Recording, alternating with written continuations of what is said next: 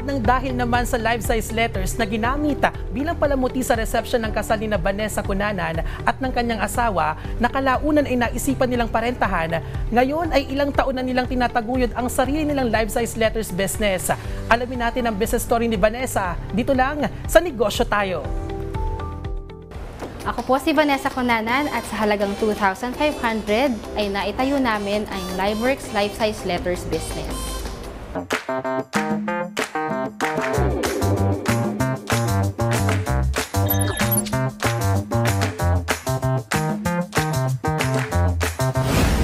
Ako po ay registered nurse by profession. So bago po ako masabak sa negosyong ito, nag-work po ako as a clinical instructor sa dalawang universities dito sa Metro Manila.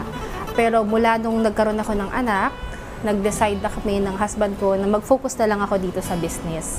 Noong 2013, meron kaming binili na life-size letters din po na LOVE. So binili po namin yon sa halagang 2,500. Tapos pinost namin sa isang online platform. At nagbakasakali kami na baka merong tumawag sa amin at mag-decide na mag-rent. So, thankfully, meron naman po nakakuha tayo ng isang kliyente on that same year. And at the same time, may mga inquiries na rin pong dumating na maliban po ba sa love signage, meron pa po ba kayong mga letters para sa aming mga initials? Sinabi ko, yes, meron po kami noon kahit wala pa. Hanggang sa dumami yung inquiries, nagkaroon na ng mga referrals through word of mouth. Pag may mga nag-i-inquire sa amin, palagi ko lang sinasabi na yes, meron po kaming mga letters na ganyan. Tapos saka po kami gagawa. Ngayon po, sa kasalukuyan, meron na kaming 3 sets of alphabets from A to Z and mga numbers and different symbols. Nung nagsisimula kami, wala pang life-size letters nun eh. So parang it was something new for all the brides and grooms to be. Naalala ko may isang supplier din na nagsabi na, katulad ko rin na nagsisimula nung time na yun, na ngayon tayo nagsiset up, sa susunod may mga kasama na tayo. Oo nga, sige. So, naging motivation namin pareho yon na sa susunod, darating yung time na meron na kaming kasamang magsiset up. Noong 2018 and 2019, halos umaabot kami ng 300 plus events in a year. Nagkaroon ng time, pre-pandemic, na sa isang araw, meron kaming 8 events in one day. After pandemic, unti-unti na ulit kaming nakaka-recover.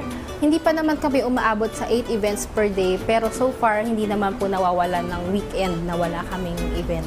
Nung pandemic, ang isa sa pinaka-matinding challenge namin kasi alam naman natin na lahat ng events during that time na tigil.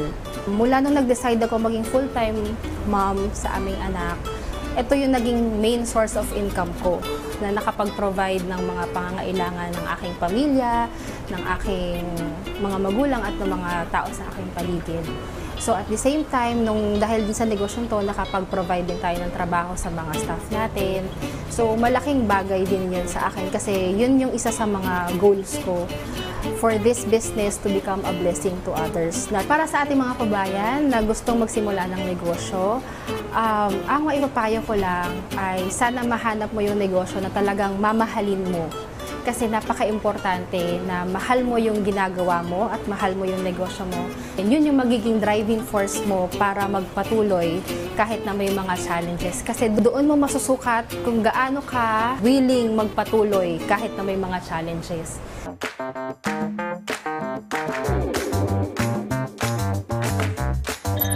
Keep moving forward and love your job and your business. Kaya tara, negosyo tayo!